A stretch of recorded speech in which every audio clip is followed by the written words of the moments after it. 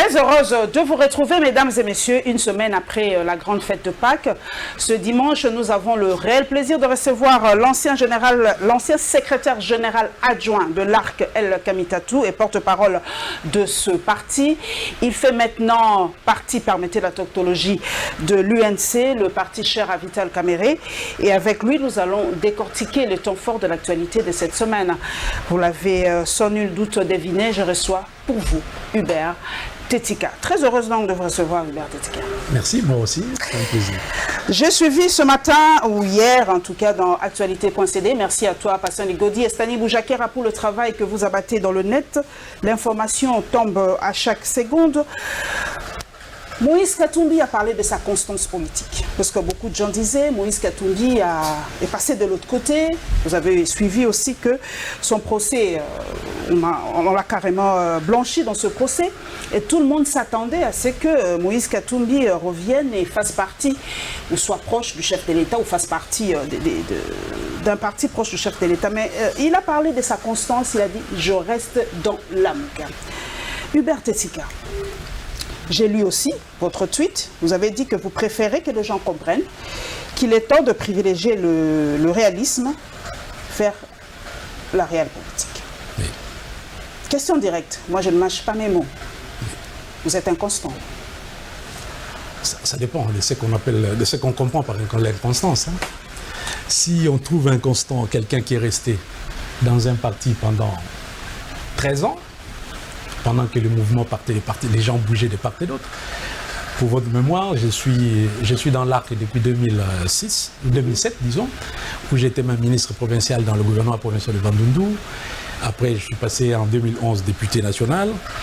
En septembre 2015, quand tous les amis quittaient, aller dans la majorité, j'ai refusé, et ce n'est pas des sollicitations qui ont manqué, on ne va pas donner des détails ici.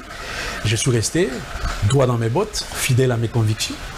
Je suis resté, nous avions commencé le G7 ensemble, jusque maintenant. Donc je vous dirai... Qu'est-ce qui a changé pratiquement? J'espère que vous me donnerez le temps de vous détailler ce qui s'est passé. Qu'est-ce qui a changé aujourd'hui pratiquement? Alors donc, en parlant d'inconstance, si c'est ça qu'on appelle l'inconstance, que quelqu'un puisse rester pendant 13 ans, et malgré les sollicitations, puisse rester fidèle, alors là, nous n'avons pas la même définition. Aujourd'hui, la barre a été placée très haut. Aujourd'hui, on vous a offert quelque chose, ou on vous offrira quelque chose qui vous a attiré, peut-être un poste de ministre, parce que le gouvernement c'est d'ici là. Hubert Tetika peut-être un prochain ministre, je ne sais pas, directeur ou PDG dans une société, ambassadeur, quelque chose comme ça. Bon, c'est pas ce qui me dérangerait, mais c'est pas pour ça en fait. C'est pas ce qui me dérangerait. Le problème c'est que chez nous, on voit toujours tout en termes des dividendes qu'on peut tirer de quelque chose, d'un acte ou quoi. Non, on oublie parfois que quelqu'un peut mener une réflexion, qu'au bout d'une réflexion, quelqu'un s'est dit voilà, je suis obligé de prendre une décision. Donc, qu'est-ce que je voulais dire par là? C'est-à-dire que je suis resté dans l'ARC. L'ARC, à partir du 14 septembre 2015, a muté un peu, quelque part, c'est qu'on peut dire. Muté dans le sens que nous sommes entrés dans les G7, dans la formation du G7. Nous avions, pour une raison très simple, que tout le monde appréciait d'ailleurs, les combats contre le troisième mandat. Nous sommes partis. On a été sollicité pour rester, mais nous sommes partis quand même. Ceux qui sont partis, on sait ce qu'ils sont devenus aujourd'hui. Ils ont tous été réélus, ils ont tous ceci, mais nous, on n'a pas voulu tout ça. Nous sommes partis. Dans les G7, nous avions pu proclamer, c'est nous qui avions dit pour la première fois, vous parliez de Katumbi tout à l'heure, on en parlera, c'est sûr, nous avions proclamé Katumbi comme candidat. Mais malheureusement, qu'est-ce que j'ai remarqué après? Si vous permettez, je vais dire ici, peut-être répéter des choses que vous connaissez, que beaucoup de ceux qui nous suivent ne connaissent pas, qui doivent un peu comprendre. Nous annonçons la candidature du G7, de Katumbi. Donc, on forme au départ une plateforme politique. Le G7 qui est une plateforme politique qui va déboucher à une plateforme électorale évidemment après. On trouve que non, on a des sollicitations qui viennent d'ailleurs.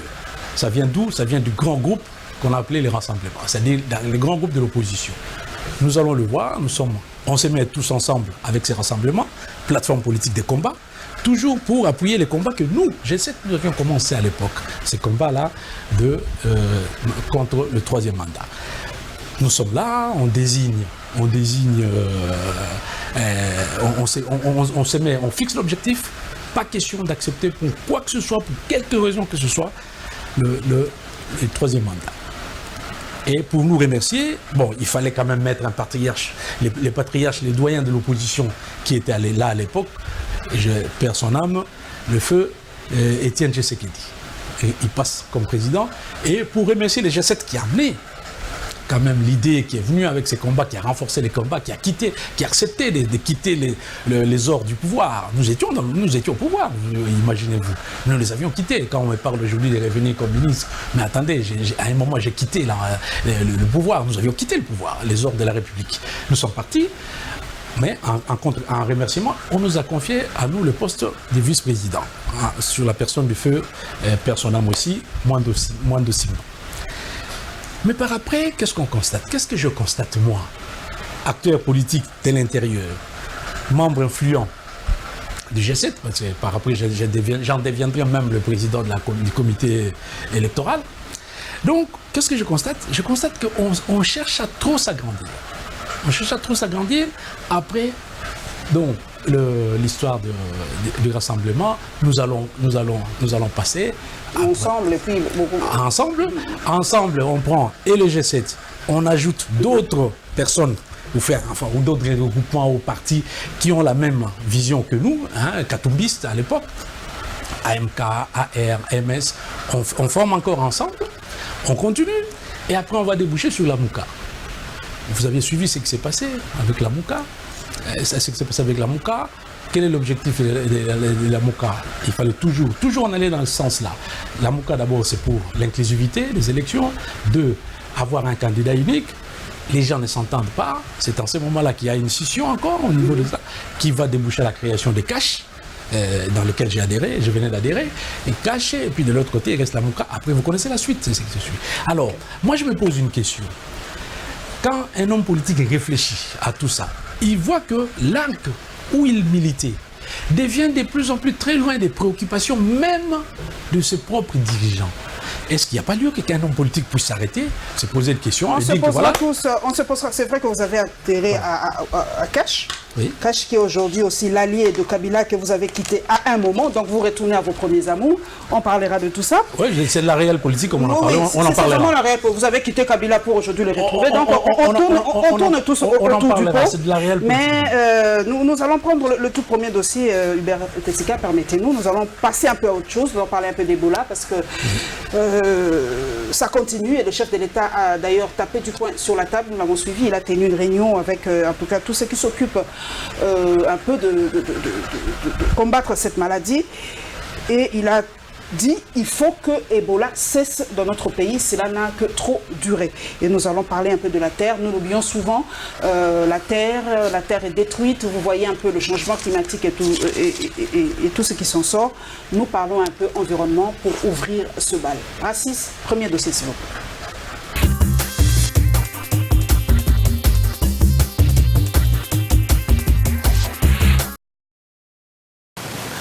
Depuis le début de l'épidémie, les cumuls des cas est de 1396, dont 1330 confirmés et 66 probables.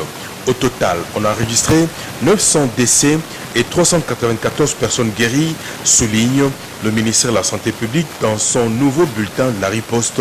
La lutte contre l'épidémie d'Ebola est heurtée à des réticences d'une partie de la population. Elle est aussi compliquée par la présence des groupes armés et la forte mobilité de la population. L'épidémie demeure dangereuse car le risque de propagation nationale et régionale reste très élevé d'après l'Organisation mondiale de la santé qui s'est montrée récemment préoccupée par l'augmentation des cas et la flambée de décès. Pour endiguer la maladie, les équipes vaccinent les malades, leurs contacts et les membres de leur famille. Par ailleurs, l'Institut national de recherche biomédicale et l'OMS ont affirmé que l'efficacité de ce vaccin est estimée à 97,5%. À noter que cette épidémie d'Ebola est la 10e de l'histoire de la RDC depuis 1976. Elle est la plus meurtrière jamais enregistrée au pays et la 2e au monde, après celle de 2014 qui a fait 11 000 victimes en Afrique de l'Ouest. Cet événement a été célébré pour la première fois le 22 avril 1970. L'initiateur de cette journée est le sénateur américain Gaylord Nelson. Il encourageant les étudiants à mettre sur pied des projets de sensibilisation sur l'environnement dans leur communauté. La Journée de la Terre est reconnue aujourd'hui comme l'un des événements environnementaux populaires le plus important au monde. Plus de 184 pays célèbrent cette journée et la RDC en fait partie. Terre nourricière, c'est l'expression utilisée pour désigner la planète Terre. Elle illustre l'interdépendance qui existe entre humains, les autres espèces vivantes et la planète sur laquelle nous vivons tous. L'UNESCO a publié le 30 mars 2005 la première évaluation des écosystèmes pour les millénaires, un rapport accablant sur l'impact de l'homme sur la planète. C'est pourquoi il devient de plus en plus crucial de sensibiliser les habitants de la planète sur le problème qui les affecte, en rappelant notamment les différentes formes de vie qui s'y développent. Cette journée est aussi l'occasion de renouveler l'engagement collectif à vivre en harmonie avec la nature, comme le souligne la déclaration de Rio de 1992. Rappelons que de nombreuses communautés célèbrent la Semaine de la Terre, une semaine entière d'activités axées sur les problèmes environnementaux auxquels le monde est confronté.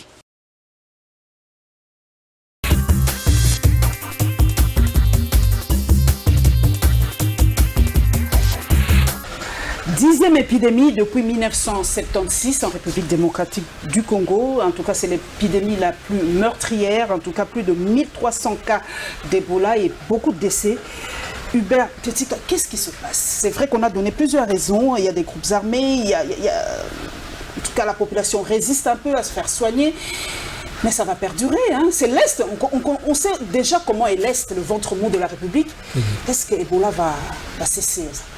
Moi, je me pose des questions. Comment c'est arrivé là-bas? Je me pose des questions. Quelle aurait été l'attitude ou le comportement des gens si cela s'est produit, par exemple, chez moi, dans le Bandundu? Ça s'est déjà produit, hein, à Kikwit. Ça s'est déjà produit à Kikwit. Nous, on a vécu ça. Donc, et là-bas, je ne peux pas comprendre la nature humaine. Comment quelqu'un peut aller jusqu'à attaquer un centre de traitement d'Ebola? Ça, on a atteint vraiment la sommité de... Je ne sais pas, comment les êtres humains peuvent réfléchir comme ça? Qu'est-ce qu'on veut? On tue les gens avec les armes, ça ne suffit pas. Il faut vraiment, même le pauvre malade, vous voulez que tout le monde soit contaminé. Alors, qu'est-ce que l'on veut? Parce que même l'Ebola devient une arme de guerre comme le viol. Oui, je pose la question. Oui, je me pose la question. Attention. Quand on dit que ça devient... oui, si on considère que ça devient l'arme de guerre, mais ça peut tuer même eux-mêmes, ces gens-là qui... Parce que s'ils sont en contact, il suffit qu'ils soient en contact de ces morts-là, c'est fini. Eux aussi sont atteints. Est-ce qu'ils ne peuvent pas comprendre qu'eux-mêmes sont concernés? Au contraire, c'est eux qui devaient être vraiment en priorité, au devant de la scène pour essayer de protéger. Moi, je suis quand même un peu surpris. Voilà pourquoi je soutiens quand même l'action du président de la République. J'ai senti que le président Tshisekedi tient vraiment... Cette fois-ci, il y avait même eu la présence du professeur Muyembe qui a reçu d'ailleurs un prix octroyé par le gouvernement japonais. Oui. Donc, ce grand, comme il s'est impliqué cette fois-ci, parce qu'on a senti son absence depuis un long moment, peut-être avec la présence du professeur Muyembe, on peut... Hier, il a reçu une délégation à la présidence.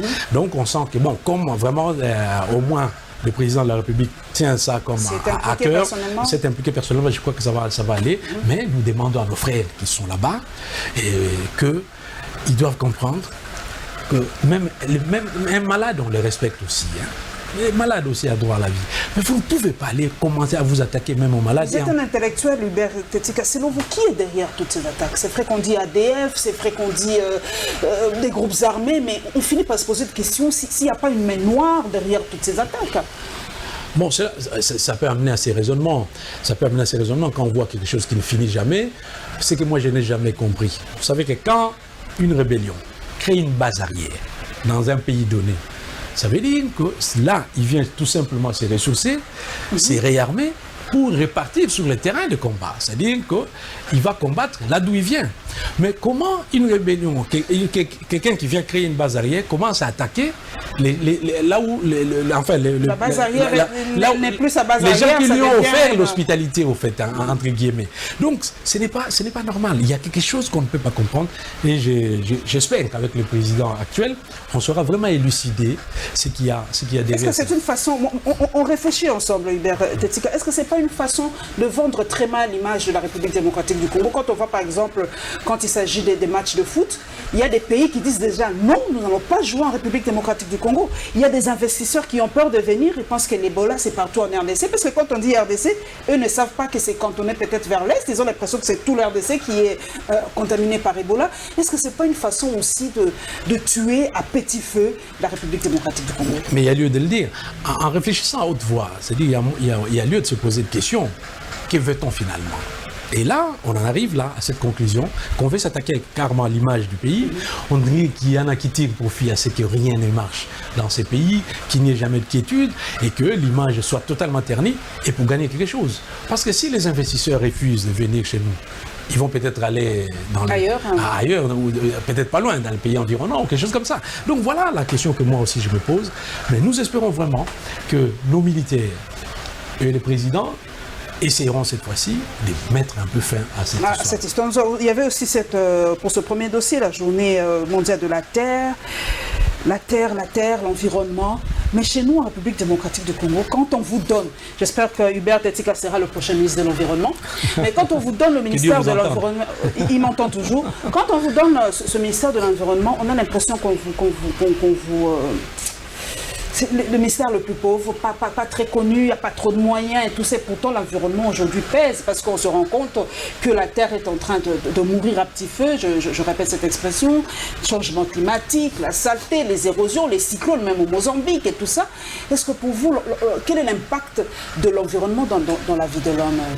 Je salue la mémoire de ces sénateurs américains, je n'ai pas bien retenu le nom, Gaylord, je ne sais pas qui a vraiment attiré l'attention de la Terre entière en ce qui concerne l'environnement. Par rapport à ce que vous dites là, non, le ministère de l'Environnement, ce n'est pas un ministère pauvre. Peut-être qu'on lui attribue un budget très pauvre, mais c'est l'un des ministères qui bénéficie de financements extérieurs incommensurables. C'est-à-dire qu'il y a beaucoup d'argent qui vient dans ces ministères. C'est question seulement qu'on suive réellement l'action de ces ministères. Parce que ce n'est pas normal. Comment quelqu'un peut scier? C'est comme si nous, êtres humains, nous scions la branche sur laquelle nous sommes assis. Parce que vous avez des exemples en entrant là. On a vu, vous voyez les pics de chaleur qu'il fait dans la ville ici maintenant. Extrêmement. Je crois qu'on avoisine les 40-45 Moi, je suis né à Kinshasa. On n'a pas vécu ça. Il y a plus d'un demi-siècle, mais en tout cas, je n'ai pas vécu ça. Donc ça devient incroyable. On doit se poser des questions. Pourquoi ça? Pourquoi ces changements? Chez moi, ici à côté, à quelques kilomètres d'ici, sur la route de Kenge, quand vous allez dans votre véhicule, vous voyez les gens, ce qu'ils font comme abattage d'arbres pour produire ce qu'on appelle le makala. Mais c'est incroyable. Vous savez, chez nous, il y a une sorte de chenille qu'on appelle mikwati. Ces chenilles-là ne sortent pas sur n'importe quel arbre. Il y a un type d'arbre fixe, bien précis, sur lequel ces chenilles-là sortent. Mais ces gens-là disent que c'est le meilleur bois pour le makala. Alors c'est ce qu'ils sont en train de couper. Et maintenant, ils ne savent pas qu'avec les chenilles, les chenilles sont plus nourrissantes que la viande. Beaucoup de protéines. Alors beaucoup de protéines. Alors comment les gens peuvent réfléchir comme ça? Et ces gens-là peut-être qu'ils ne comprennent pas grand-chose en termes de protéines, les protéines, tout ça. Mais les gouverneurs qui sont là, les autorités qui voient tous ces véhicules entrer, évidemment... Il n'y a pas une politique même de reboisement. Chez vous de reboisement, il n'y a pas une politique de reboisement. Non, on ne reboise pas. À la limite, si on pouvait reboiser. À quelques kilomètres d'ici, on a essayé de faire des forêts à une zone ici, de promouvoir un peu ce type d'arbres qu'on pouvait replanter et qui poussent rapidement, afin qu'on fasse... Mais non, ils préfèrent pas ça. Ils préfèrent les arbres qui permettent à ce que les chenilles puissent se produire. Donc l'homme lui-même ne comprend pas l'impact de l'environnement. Donc il y a un vrai travail à faire. En tout cas, le gouvernement qui viendra là aura un grand travail à faire de ce côté-là. Et il faudra que l'État frappe. Et surtout le long des boulevards, beaucoup de gens se sont plaints aussi qu'on a coupé les arbres le long des deux grands boulevards, Limete et 30 juin. Et même à Bandal dernièrement, on a coupé les arbres. On dirait que les Kinois ne comprennent pas l'impact qu'a les arbres sur... C'est pour ça qu'on a des pics de chaleur peut-être dans la ville de Kinshasa. Oui, mais est-ce que ce sont les Kinois qui demandent à couper ces arbres? Non, ça c'est la façon chinoise de construire. Quand vous allez en Chine, vous allez voir, c'est ce qu'ils ont fait partout, même chez eux, le long de route. La pollution, c'est incroyable. Voilà, c'est-à-dire ils viennent avec cette politique-là, mais il faut leur expliquer que non. Essayez d'intégrer les arbres dans l'environnement, dans ces paysages. Parce que nous, sans arbres, on ne peut pas bien vivre.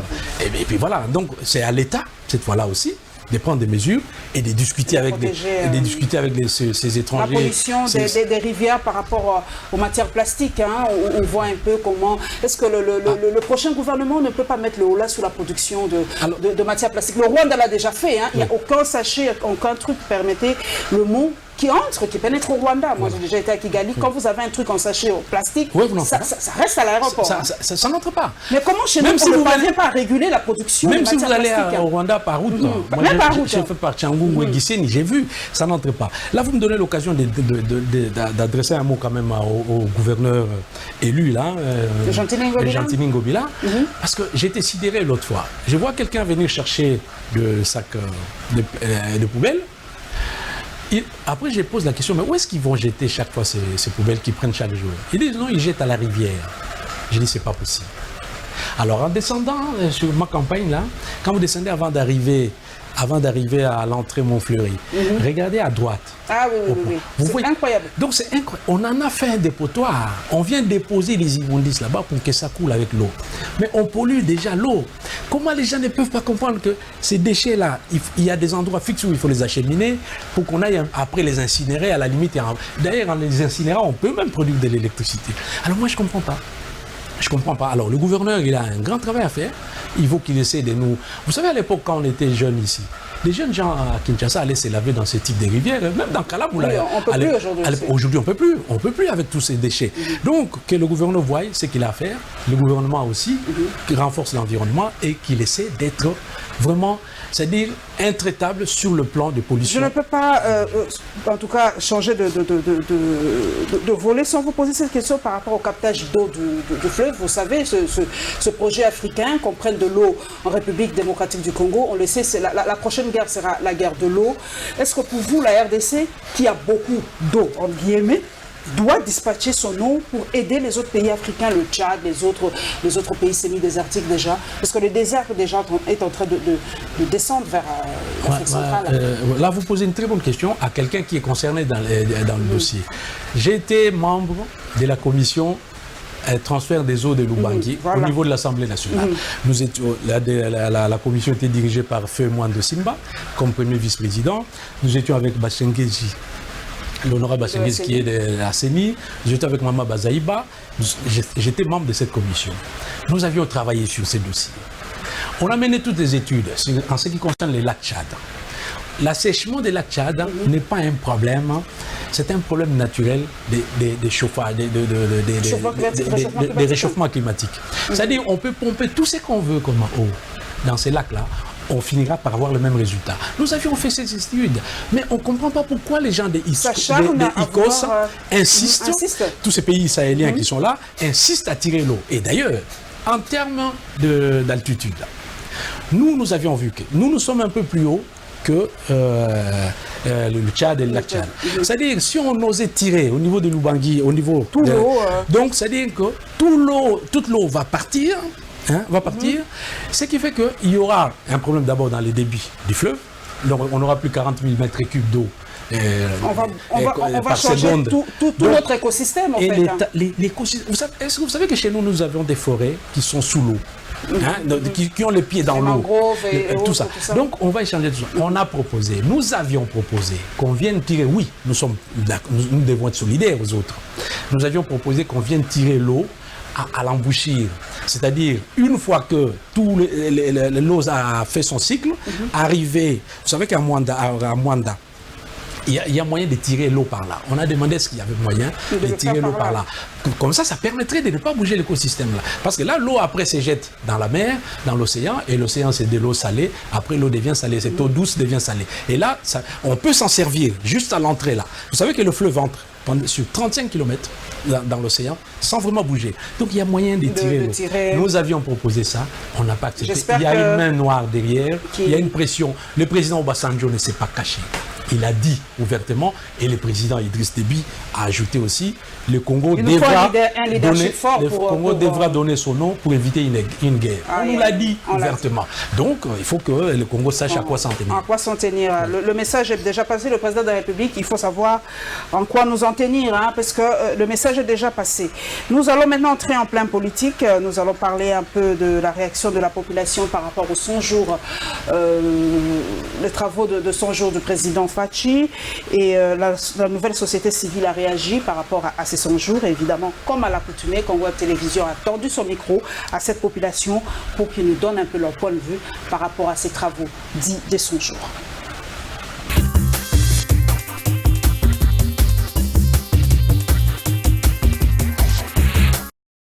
Trois mois déjà au sommet de l'État, Félix Antoine Tshisekedi semble convaincre les Kinois à travers ses initiatives.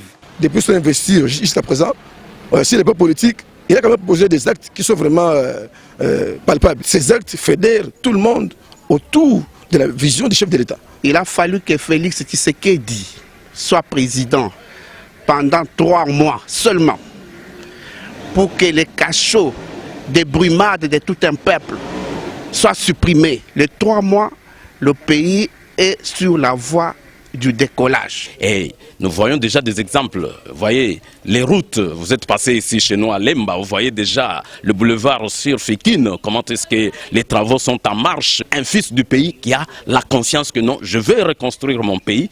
Malgré ces prouesses, certains Kinois souhaitent voir Félix Antoine Tshisekedi instaurer réellement un état de droit au pays. Nous voulons que les chefs d'État puissent faire quelque chose de bien, surtout l'état des droits. Là, c'est vraiment important parce que les Congolais ont beaucoup souffert. Nous voulons qu'ils puissent aller encore au-delà par rapport aux demandes de la population. Il y a une grande demande. La population est pauvre. La population demande à ce que le Congo puisse changer. Ces Congolais de la capitale invitent par ailleurs les FCC de s'amender afin de travailler au profit du peuple. Le Congo a besoin d'aller de l'avant. Même ceux de l'FCC, selon moi, doivent se mettre ensemble pour travailler. Et nous demandons au FCC qui a accepté de coaliser avec le cash, avec Félix, de changer de comportement. Parce que ce qu'ils ont fait hier, le peuple congolais ne peut pas les pardonner. Ils ont fait des choses pas bien. Donc cette coalition, ils doivent changer. Ça doit être une nouvelle formule. Ce programme d'urgence de 100 jours du chef de l'État est une solution palliative en République démocratique du Congo, ont souligné ces Kinois.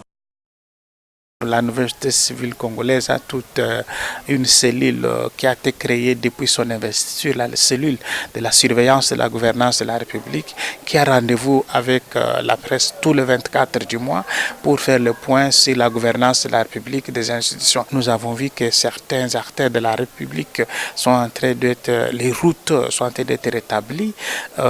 Ici à Kinshasa, vous avez vu l'avenue Sayo, l'avenue Université, et vous pouvez encore aller loin.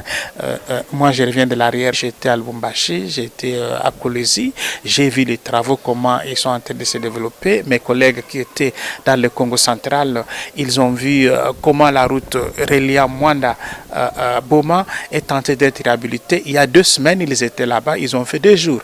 Mais il y a une semaine, ils sont repartis, ils n'ont fait qu'une demi-journée. Donc il y a une certaine amélioration, une certaine volonté d'accompagner ce travail. Mais nous souhaitons que les acteurs de la société civile soient impliqués dans le suivi de ces travaux, parce que nous craignons qu'il y ait encore des gens qui croient qu'ils sont à la belle époque de l'impunité où ils peuvent détourner les biens publics. Nous sommes en train de surveiller d'autres axes à Kasongo, dans le Maniema et à Uvira où un collègue est venu, on a vu les travaux commencer et j'étais personnellement à Kananga, j'ai vu la ligne qui relie Kananga-Mbujimaï, ça a commencé, donc j'estime bien que tout ce qui a été annoncé a démarré, mais une grande partie n'a pas terminé.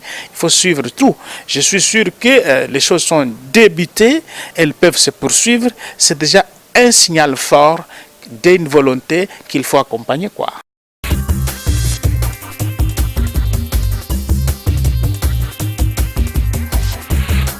Hubert Tetika, vous avez suivi la réaction de cette population, même de la société civile.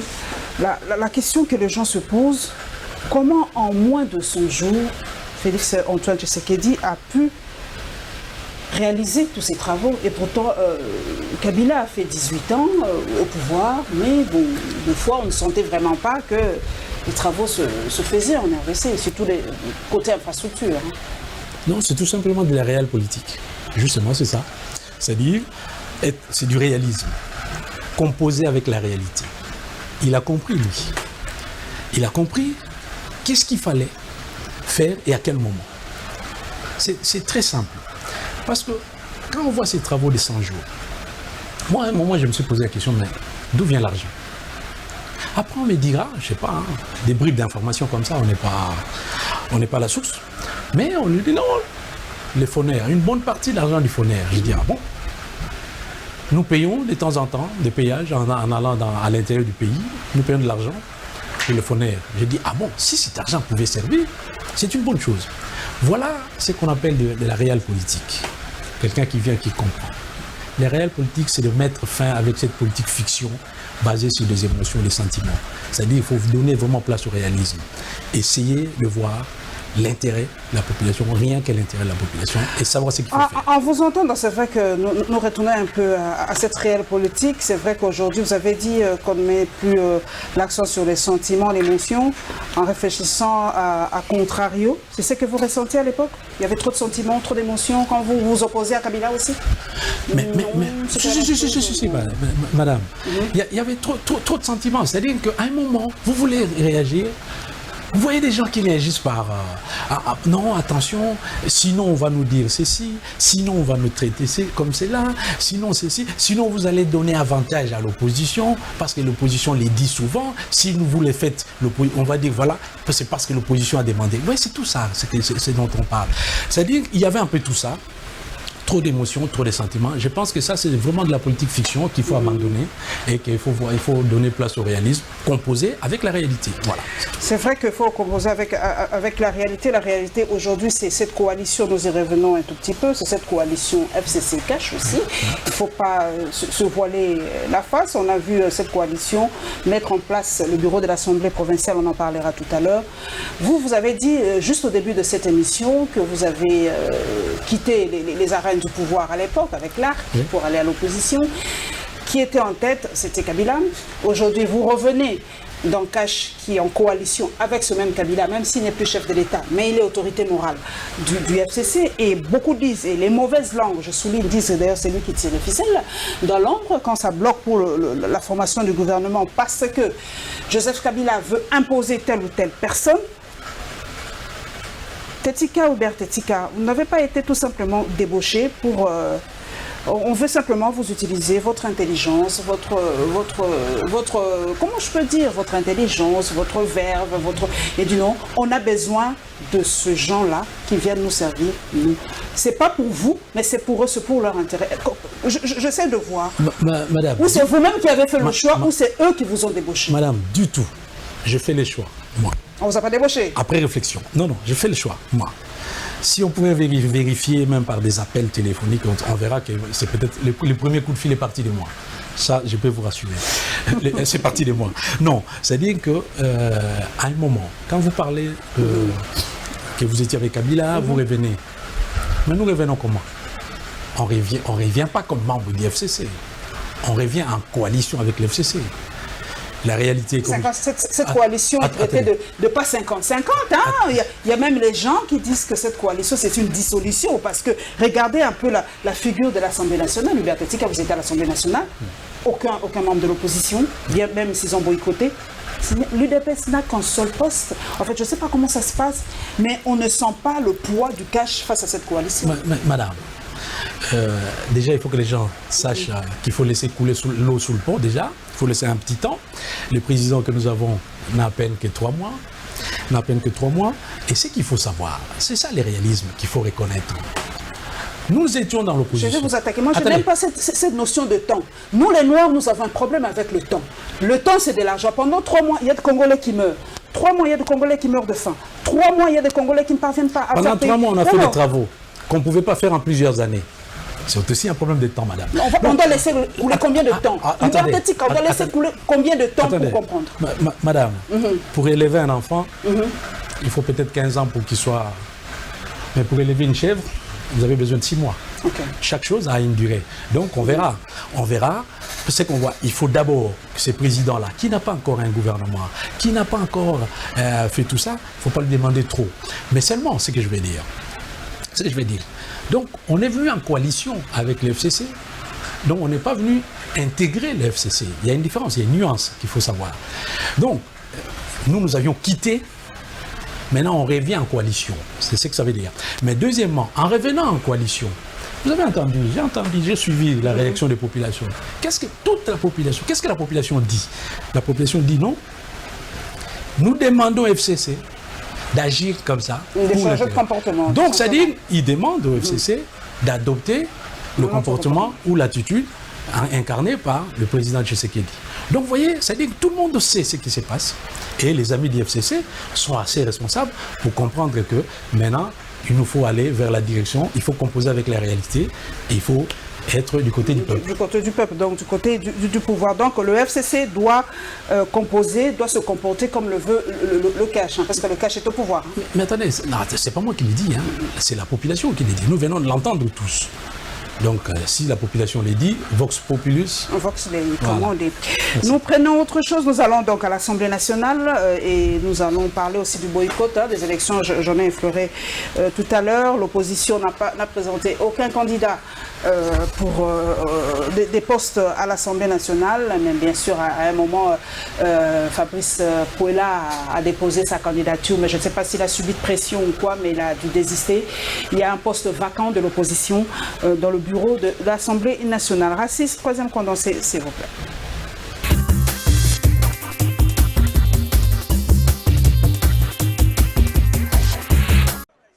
C'est la motion Nzekouye qui va jeter de l'opprobre sur la candidature du législateur Lokondo à la présidence de la Chambre basse du Parlement.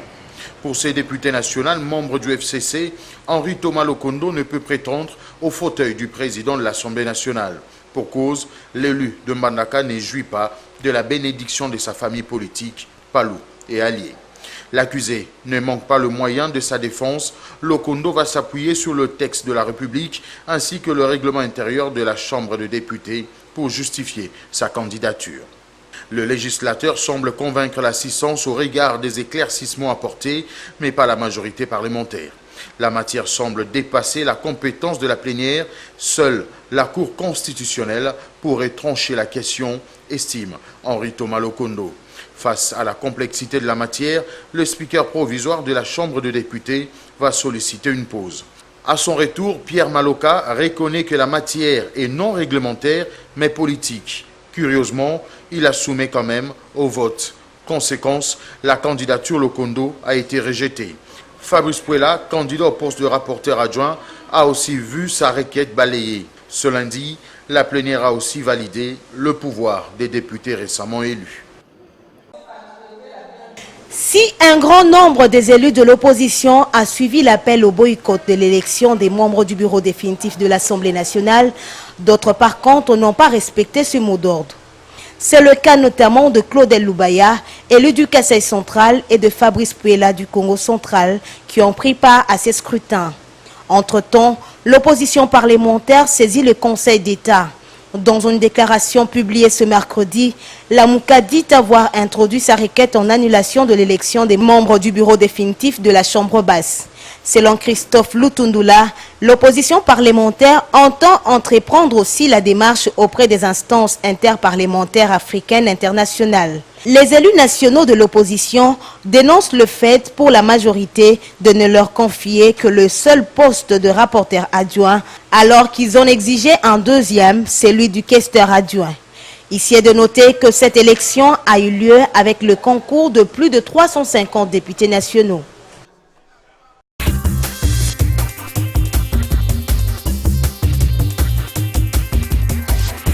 Hubert Petika, nous avons suivi l'élection au bureau de l'Assemblée nationale. Janine Mabunda a été élue président ou chairwoman de cette institution. Et Jean-Marc Kabound, premier vice-président. Aucun membre de l'opposition. Mais pendant qu'on traitait le règlement intérieur, moi j'ai ouï dire qu'il ne devait pas avoir de motion incidentielle pour bloquer quelque chose. Henri Thomas Lokondo, il y a eu une motion incidentielle, on a ouï dire, et il s'est plus présenté comme challenger de Janine Mabunda. Qu'est-ce qui s'est passé en fait, par rapport à cette motion incidentielle qui revient en force à cette nouvelle législature? Madame, cette histoire présente un danger réel en ce qui concerne la démocratie parlementaire, la démocratie au niveau du pays. Parce que c'est au sein du Parlement que se jouent vraiment les jeux démocratiques. Nous l'avions subi, nous, dans la législature il y avait trop de motions incidentielles, qui vient de passer. C'est ce qui a donné, c'est ce qui a décrédibilisé, j'ai pas honte de le dire, notre législature, parce que pour le peuple, il se disait ce n'est pas possible. Quand on voit des parlements, des transitions comme les 1+4, conduit évidemment par Olivier Kamitatou à l'époque, dans ce type de parlement, on a pu débarquer des ministres pour mauvaise gestion, alors que c'était un parlement composé de belligérants, où on devait peut-être tenir compte de chacun. Il n'y avait même pas élection à l'époque. Il n'y avait pas élection. On les avait nommés. Et c'était un parlement composé de belligérants. C'est-à-dire que chaque belligérant devait défendre son camp. Mais malgré ça, Kamitatou et son équipe sont arrivés à faire partir Olengankoi et Diomi, qui étaient des ministres. Quand dans un parlement de transition, on arrive à faire ça, mais vous, un parlement élu, vous êtes incapable de le faire, il y a un problème. Une majorité ne peut pas avoir peur de passer au vote, parce qu'il est sûr de sa majorité. Elle est sûre de sa majorité. Si on est sûr d'avoir les gens, alors est-ce une majorité factice, un peu superficielle ou quoi? C'est l'impression que nous avions donnée dans le Parlement passé. Donc, cette histoire d'émotion incidentelle est venue tout gâcher, et quand vous posez la question à la population, vous faites un sondage, quelle est l'image qu'ils retiennent de nous? Ils retiennent l'image des gens qui répondaient aux ordres, qui ne pouvaient pas... Qu'est-ce résonance qui ne pouvaient pas sanctionner. Or, ce n'est pas normal. Or, chaque parlement a toujours été caractérisé par un texte phare. Je parlais de l'époque Kamitatou, on a fait la Constitution, l'époque Kaméré, on a fait la loi sur l'opposition, et puis le statut d'opposition. L'époque Bochab, évidemment, on a amélioré un peu le code de la famille, malgré qu'on a abîmer tout ça avec un tour, l'histoire d'un tour. Mais qu'est-ce qu'on retient de notre législature? Je me pose un peu de questions. Quoi, on va retenir l'augmentation du seuil, on va retenir l'augmentation de la caution, ou l'instauration du seuil. C'est un vrai problème. Nous devons cesser cette pratique-là. Cette pratique des motions incidentelles. Les jeudi 21 mars, moi je pensais vraiment que maintenant, dans les règlements intérieurs actuels, on allait changer. Mais les jeudi 21 mars, les amis se sont décidés autrement, en maintenant la motion incidentielle. Et c'est ce qui a fait que... vous êtes de cette coalition, c'est vrai que vous êtes nouveau dans cette coalition, mais les langues se délient aussi. Nous côtoyons les gens, nous posons des questions, nous investiguons un peu. Beaucoup se disent que le but de cette législature, c'est de permettre d'ici 2023, de modifier la Constitution et que le chef de l'État soit élu au second tour, comme à l'Assemblée provinciale pour les sénateurs et autres. Est-ce que vous avez entendu parler Si, comme tout le monde, on en entend parler. Déjà, je vais dire, moi, à ce que je sache, j'ai cette formation-là, j'étais formé en Sciences Po. Ce que je sais, c'est que vous ne changez pas comme ça. Ça, c'est changer un régime. C'est-à-dire on va passer là d'un régime parlementaire, semi-présidentiel à un régime parlementaire. C'est-à-dire le passage d'un régime à un autre, c'est le changement d'une constitution. Cela requiert, or le changement de la constitution requiert un référendum populaire. Donc ça ne sera pas facile qu'on le croit.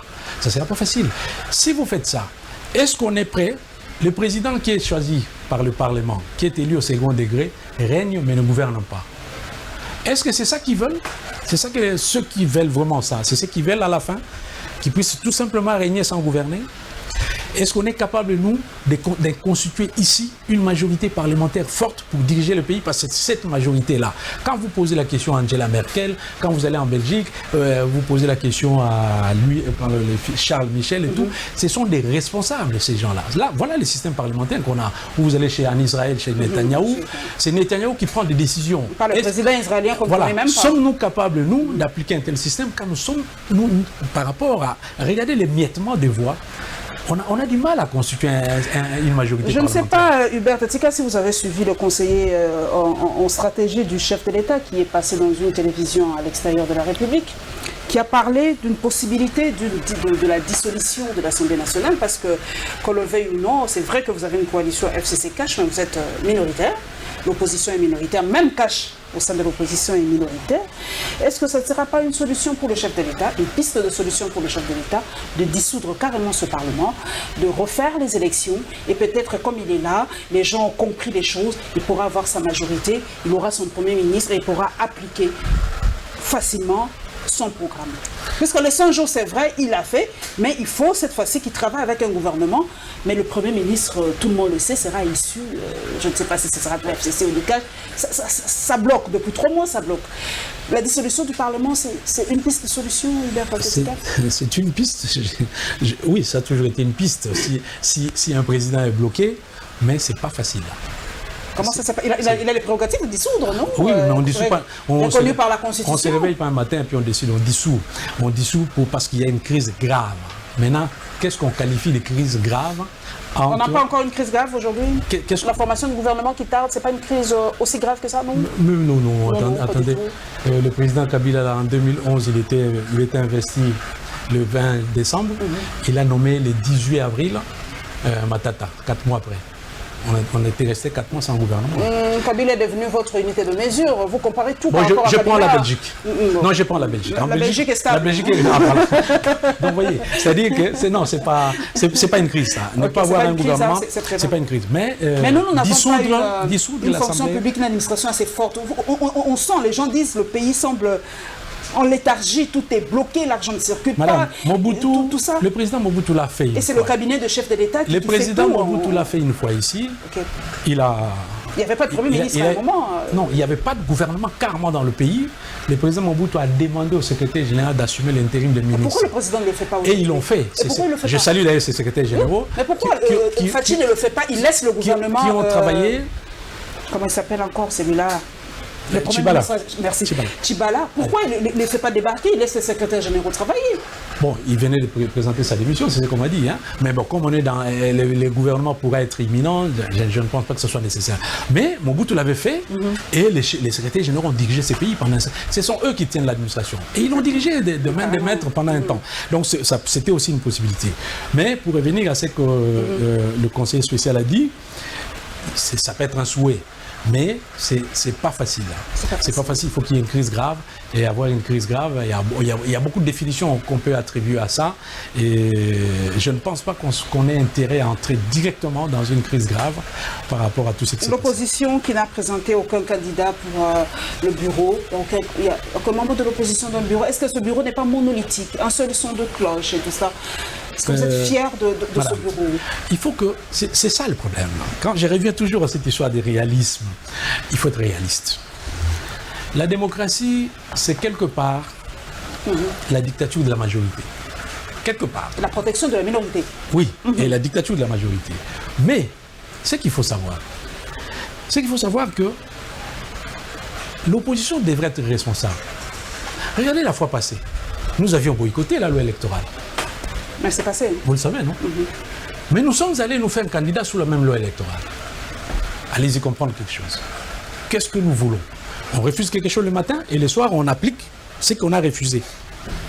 Et vous êtes d'accord avec moi? J'étais député. Nous avions boycotté la loi. Nous n'avions pas voté les seuils ni la caution. On n'a pas voté. Nous sommes sortis de la salle. Ça a été voté par les collègues. Mais nous avions couru vite, aller nous faire candidat sous la même loi électorale. Alors, mais il faut que nous soyons conséquents. C'est pour cela que vous comprenez la présence de Claudel Loubaya ou de Fabrice Pouela lors des élections? C'est pour ça que moi j'ai dit, la moindre des choses, c'est d'être réaliste. Dire que voilà, dans l'état actuel des choses, nous ne pouvons pas contrer ça. Essayons de trouver une autre solution, marcher autrement. C'est exactement ça. Comment doit se comporter maintenant l'opposition, selon vous? L'opposition doit éviter la politique de la chaise vide? Ça ne paye pas. À mon sens, regardez le président Tshisekedi en 2011. En 2006, il a refusé de participer aux élections. En 2011, les députés, il y a certains députés qui ont refusé de reconnaître ce Parlement-là, ils n'ont pas siégé. En l'occurrence, le président actuel, Diomi aussi, ils n'ont pas siégé. Il faut être parfois conséquent. Nous, tel qu'on l'a fait là, quand nous avions boycotter la loi électorale. Des deux choses l'une. Soit on boycottait les élections carrément, soit on cherchait à négocier autrement. Mais nous refusons et nous allons appliquer. C'est-à-dire, en allant nous faire candidat sous la loi électorale, nous avions donné caution à la majorité. Et vous pensez que demain, si mardi ou mercredi il y a plénière, quand Mme Mabunda va entrer, les députés de l'opposition ne se lèveront pas. Ils vont se lever. Donc ils vont reconnaître l'élection de Mabunda. Ils sont en sérieux. Donc voyez ce que je veux dire. C'est-à-dire, soyons réalistes. Il faut faire de la réelle politique. Quand vous comprenez, l'erreur est venue d'où? L'erreur est venue déjà des accords de Saint-Sylvestre. Je me suis toujours posé la question, pourquoi l'opposition avait accepté que ces 3 élections se fassent les mêmes jours? On a évoqué des problèmes d'argent. Pourquoi n'avoir pas évoqué à l'époque qu'on fasse seulement l'élection présidentielle, lequel président élu pourrait donner l'impulsion aux 2 autres chambres? L'erreur est venue là. Donc, quand vous savez que vous avez commis une erreur, mais c'est accepté. Donc aujourd'hui, cette majorité... Nous ne faisons que subir... oui, cette majorité FCC que l'on voit, c'est quelque chose de normal. Ça, je le dis clairement, parce que nous l'avions accepté, nous n'étions pas conséquents. Et la loi électorale était là, nous l'avions boycottée. Mais quand vous boycottez, vous n'êtes pas d'accord. Mais vous n'allez pas vous faire enregistrer sur la même loi électorale. On comprend aujourd'hui le réalisme de Hubert Tetika. Exactement. Et je le dis à Lingala, Landi n'a un placement et autres là. Donc réalisme politique. Réalisme. Voilà. Donc nous allons aller à l'Assemblée provinciale, mesdames et messieurs. Nous allons parler un peu de cette Assemblée aussi. Et nous revenons encore à l'Assemblée nationale par rapport au bureau définitif. Nous avons donné notre micro, comme à l'accoutumée, je le dis toujours, à ceux qui nous suivent.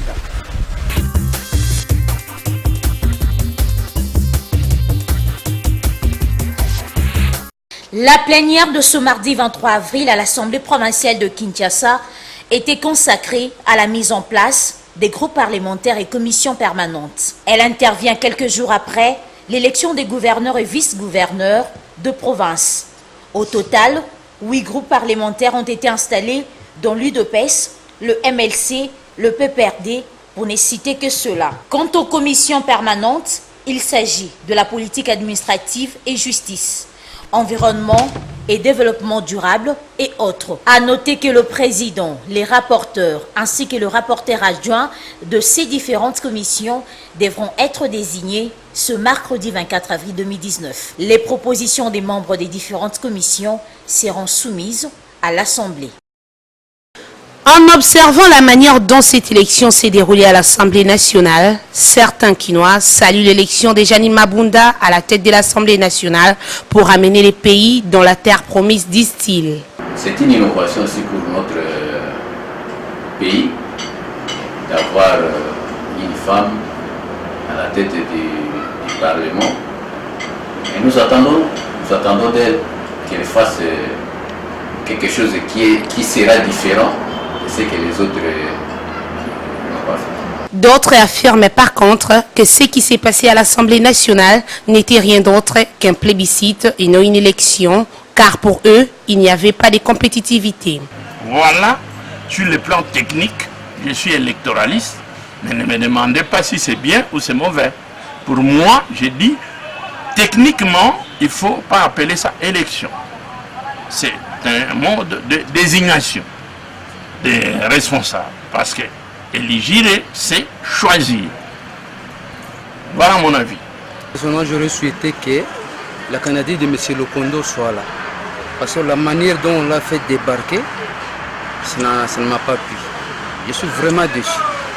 Très très déçu.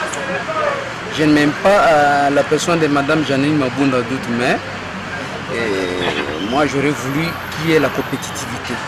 Cette question, nous sommes un peu pessimistes pour toutes ces élections, tout ce qui se passe comme FCC. Nous sommes très pessimistes, parce que nous ne voyons plus clair dans tout ça.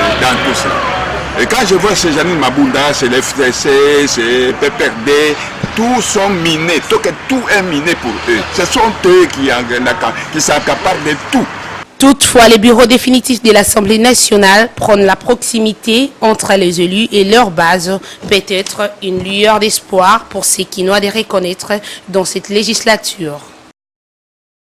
Selon Daniel Mouyamba, la coalition FCC Cash est un impératif qui constitue un bon équilibre pour une meilleure gestion des affaires de l'État. Nous, au niveau de la société civile, notamment au sein de l'ONG M-Pesa, nous constatons que cette coalition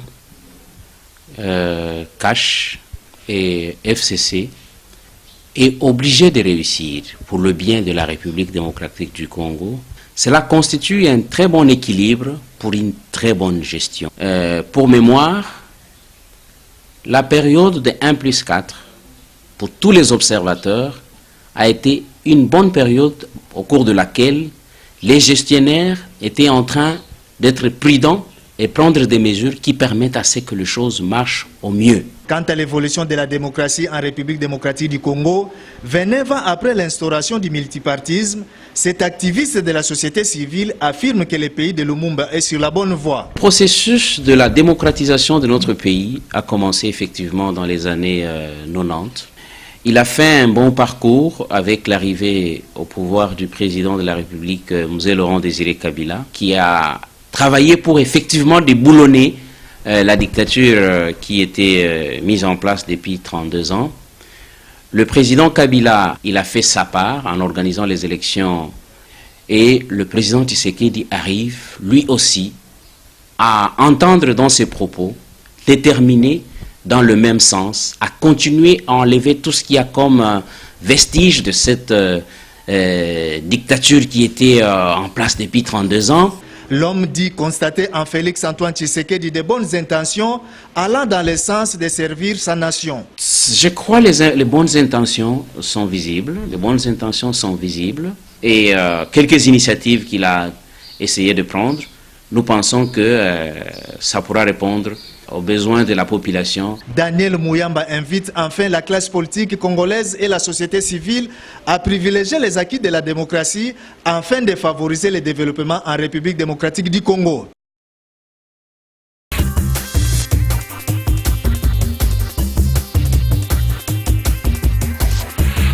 Nous restons, Hubert Tetika, dans les institutions parlementaires. Nous allons d'abord à l'Assemblée nationale. Nous revenons à l'élection de Janine Mabunda. Pour vous, une femme peut diriger autrement ou une femme peut apporter un autre vent parce que les gens qui disent c'est une femme, peut-être ça sera différent. Moi, j'ai eu la chance d'être dirigé par une femme. J'ai été député à la CLPT à Lubumbashi de 2000 à 2003, presque 2004. J'ai été dirigé par Madame Philomène Omatuku. Mais beaucoup de gens disent qu'il n'a pas été élu. Hein? Bon, c'est ça. Non, là-bas, c'était un parlement sui generis. Donc un parlement, bon, on ne va pas entrer dans ces débats où les gens nous étions nommés à l'époque parce que nous avions une mission.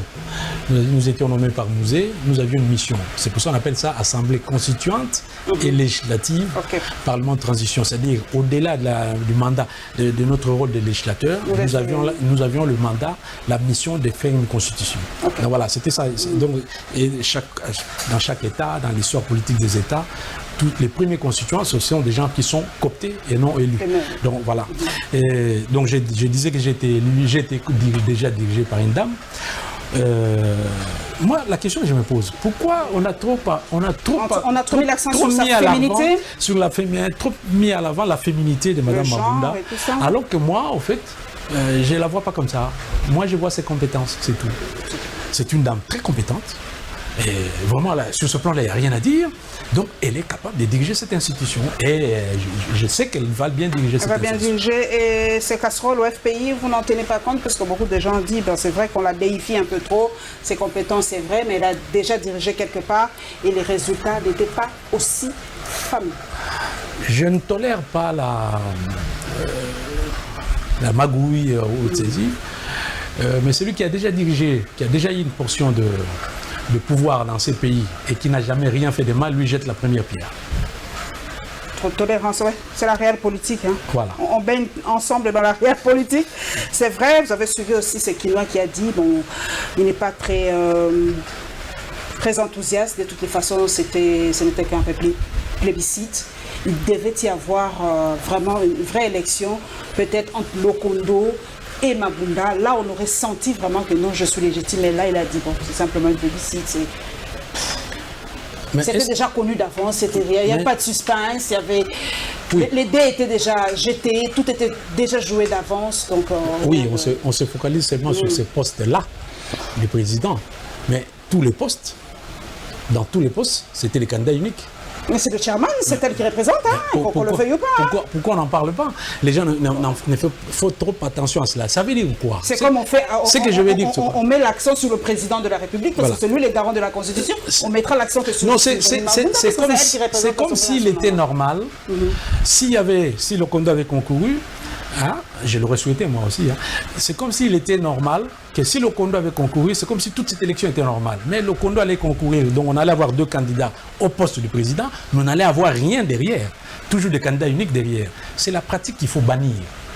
Et cette pratique vient d'où? C'est une façon de faire. Ce sont là les conséquences d'une organisation interne au sein du FCC. Et là, je reviens encore à cette histoire, à nous. La discipline au sein du FCC, voilà, je reviens encore à nous, l'opposition qui n'avions jamais compris, qui avions cautionné tout ça. Enfin, l'opposition de l'époque. Donc, nous avions cautionné tout ça. Mais qu'est-ce que... C'est vrai, je vous réponds cette question. Oui. C'est vrai que vous me donnez la puce à l'autre. Mais qu'est-ce qui cimente le FCC? C'est quoi qui cimente cela? Est-ce que c'est Joseph Kabila qui pèse de tout son poids, c'est Joseph Kabila qui menace, c'est Joseph Kabila qui tend le bâton et la carotte. Mais comme dans l'opposition, il n'y a personne qui a ce charisme-là, ce poids-là, cet argent-là, vous allez en ordre dispersé, vous ne respectez personne, ça c'est via Genève, ça c'est via Nairobi, l'opposition va toujours en ordre dispersé et vous sortez toujours perdant. Est-ce que les leçons du passé ne vous apprennent rien du tout? Est-ce que je peux encore répondre à ça? Parce que vous avez donné la réponse. Je ne suis pas si intelligente que ça. Non, vous avez répondu. De répondre. Vous aviez répondu tout vous-même. C'est-à-dire que les responsables du FCC incarnent une certaine autorité que les autres reconnaissent. Il y a une organisation au sein du FCC. Je ne vais pas les reprocher si ça marche. Non, vous n'êtes plus de l'opposition. Mais le problème... Mais c'est ce que vous souhaiteriez à l'opposition, qu'il y ait une autorité comme ça qui gère l'opposition. Justement, j'ai commencé à vous donner un détail, faire un détail de ce qui se passe ce qui s'est passé dans l'opposition depuis que j'avais commencé moi dans l'ARC, en passant par le G7, Ensemble, Rassemblement, la Mouka, ainsi de suite, jusqu'à aujourd'hui. Donc, je ne sais pas si vous comprenez ce qui se passe là-dedans. Moi, je ne comprends plus rien. C'est pour ça qu'il fallait que je m'en aille. Parce que ce n'est pas possible. Qui incarne l'opposition aujourd'hui? Qui? Il y a un problème. C'est-à-dire, c'est cette forte personnalité-là, c'est cette organisation-là qui fait défaut parce qu'il y a plusieurs oppositions, il n'y a pas qu'une seule. Il y en a plusieurs. C'est ça le problème. Les jours où il y aura une seule opposition, ça va marcher. C'est tout simplement ça. Ok, donc Hubert, nous restons toujours à l'Assemblée nationale. C'est vrai que nous projetons, on répond souvent au noir de vivre le jour au jour, nous ne projetons jamais. 2023, c'est vrai que vous avez étalé beaucoup les erreurs des uns et des autres. 2023, est-ce que Kabila peut remplir en 2023? Est-ce que la Constitution lui est interdite? Est-ce qu'il sera possible qu'il revienne? Parce que tout le monde le dit. Il a reculé pour mieux sauter, il est là, tapis dans l'ombre comme un guépard. Il n'attend que 2023. Tout est mis pour qu'en 2023, il revienne en force comme président de la République. Possible, c'est un scénario possible? Malheureusement, je ne suis pas Joseph Kabila pour répondre correctement à cette question. Bon, comme il a toujours été friand du silence, du secret, tout ça, on ne saura pas savoir exactement ce que c'est. Mais vous avez dit, est-ce que la Constitution le permet? La Constitution, pratiquement au moins. La Constitution ne l'interdit nulle part. S'il ne le permet pas, il ne l'interdit pas non plus. Voilà. Donc il sera possible qu'il se représente en 2023. Ouais. Il est en train de tisser sa toile parce que beaucoup de gens, on était assis à l'Assemblée provinciale, c'est toujours le FCC Cash qui a remporté, les bureaux et tout. Et d'ailleurs, ce qui s'est passé par rapport à l'élection de gouverneur, quelle est votre lecture? La corruption qui a élu domicile au sein de l'Assemblée provinciale, beaucoup de gens se sont plaints à cette époque, mais les dés sont déjà jetés, les gouverneurs sont là. Comment doit-on faire prochainement pour éviter cet état de choses? Oui, on ne va pas revenir sur ce qui s'est passé. On avait donné au procureur la mission de... Il semblerait que les procureurs ont donné un rapport. Ça, je suis pas au courant. On connaît comment ça se termine avec les rapports et les commissionnaires. C'est ce que j'ai entendu. Donc, apparemment, c'est ce qui a laissé qu'on donne le feu vert aux autres, à l'installation du Sénat, ainsi de suite. Mais ce que je vais dire, c'est quoi? Ces débats-là, Il faudra bien qu'on fasse une émission peut-être un jour sur ça. Est-ce qu'il faut qu'on vote les gouverneurs et les sénateurs au suffrage universel ou bien au second degré? Moi, je pense qu'on ne saura pas. Les gens oublient quand ils posent cette question. Il y en a même qui vont jusqu'à dire qu'il faut supprimer les Sénats, tout ça. Les gens oublient qu'on a institué ici une nouvelle, en mettant cette constitution, on a mis en place un nouveau système de fonctionnement de l'État qu'on appelle la décentralisation. C'est cette décentralisation qui a fait qu'on a reconnu aux provinces une certaine autonomie en leur octroyant quelques institutions politiques, en l'occurrence les assemblées provinciales, l'Assemblée provinciale et le gouvernement provincial, qui a fait que effectivement, il devait y avoir un répondant. Le Sénat, par exemple, c'est les répondants au niveau national, parce que le Sénat représente les provinces. Malgré que le Sénat met plus l'accent sur la législation, tout simplement. Mais en réalité, le Sénat a comme mission de représenter les provinces. Il n'a pas encore bien fait, ce Sénat. Mais, donc, ce qui a fait qu'aujourd'hui, si vous voulez supprimer le Sénat, il faut nécessairement commencer par bannir la décentralisation. Or, on n'a jamais fait les mal ici chez nous, c'est que nous ne faisons jamais bilan des choses. Aux concertations, on a essayé de faire un peu le bilan de la décentralisation, mais le rapport est resté dans le tiroir. Donc, depuis la conférence nationale souveraine, on n'a jamais fait le bilan de la. On se refuse de faire le bilan de la décentralisation pour savoir que, en ce qui me concerne, la décentralisation, c'est une bonne chose. C'est-à-dire, ça fait avancer les provinces. J'ai vu comment nous sommes arrivés à Bandundu, où il n'y avait rien, mais il n'y avait même pas, quand il pleuvait à l'aéroport, là, dans le petit aéroport, là, il n'y avait même pas où se cacher. J'ai vu comment, qu'est-ce que nous avions fait là-bas avec le gouvernement d'Ambou que je salue en passant. Nous avions construit des choses, on peut y aller calmement aujourd'hui. Donc, nous avions vu comment le Katanga a été transformé. Nous avions vu, donc les provinces ont évolué. Donc, la décentralisation est là. Donc, maintenant, cette histoire d'élection, donc, il est impossible. Si vous allez élire un gouverneur au suffrage universel, le gouverneur, donc vous créez un petit président en province et ça va être cacophonique. La meilleure des choses. Moi, je peux faire une proposition à la télé, si vous voulez. Il faut que cette élection-là, de gouverneurs et de sénateurs, se fasse au second degré, mais à main levée. C'est-à-dire, les députés sont dans la salle. Oh là, ça sera... les députés se lèvent, il dit, moi je vote Jean-Tini Ngobila. Il passe. L'autre vient et dit, moi je vote tel. Mais quand on vote, on assume son vote. Je sais que quand on vote... Je sais que le vote est secret, non? Non, il y a plusieurs types de votes. Il y a des votes à main levée, quand il s'agit d'une question simple. Il y a des votes nominales, quand il s'agit d'une loi. Il y a des votes à secrets, quand il s'agit, on vote sur des individus. Mais nous pouvons faire l'exception. Que les gens aient le courage... Pour éviter la tricherie, que les gens aient le courage de leur vote. Comme ça, un député ne va pas aller tromper 5 candidats, sénateurs ou 5 candidats gouverneurs. Il vient, il dit, moi, je vote Jean-Tini Ngobila et il sort. On va les lyncher. Hein? Non, mais ça peut se faire. Non, ça peut se faire. Ça ne peut se faire que entre la CENI et les députés dans la salle. Ah oui, Claude. Ah oui, peut-être. On sait pas. Comme ça, les gens de la CENI enregistrent seulement. Évidemment, on garde dans l'occasion une partie audio au cas où quelqu'un viendrait contester. Les revendications. Et là, ça serait plus simple. Personne. Vous ne pouvez plus tricher en ce moment-là. Vous ne pouvez plus aller bouffer de l'argent des 2-3 candidats.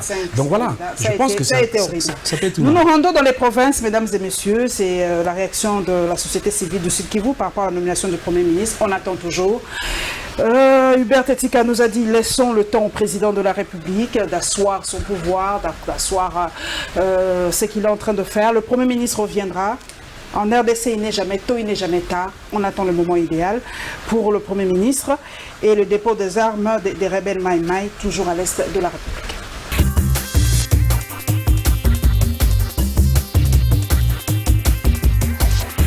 Quatre mois déjà depuis l'investiture de l'actuel président de la République, le pays est toujours en attente de la formation d'un nouveau gouvernement.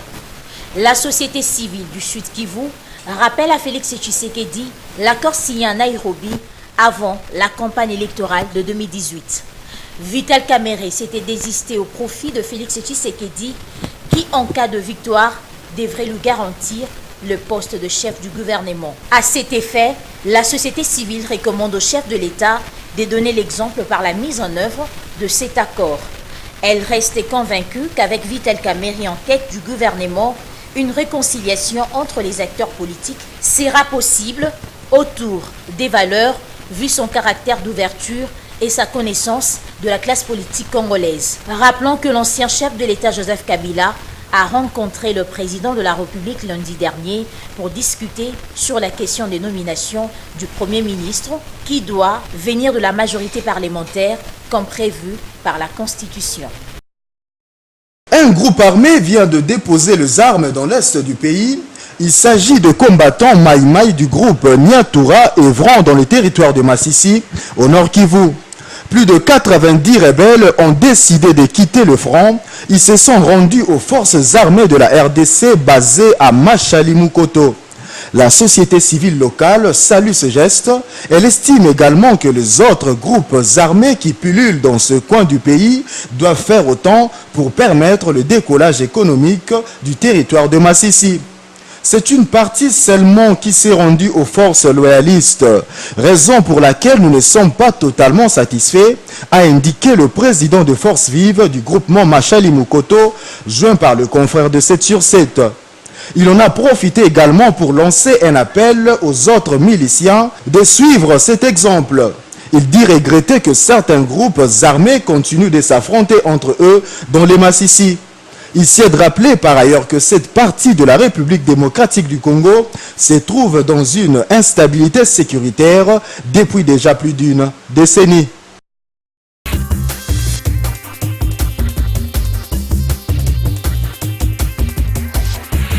Hubert Tetik a beaucoup de questions par rapport à ce poste de Premier ministre. Nous-mêmes, nous savons ce que représente le poste de Premier ministre chez nous. D'ailleurs, déjà, il y a 2 jours dans la toile, ça a vibré.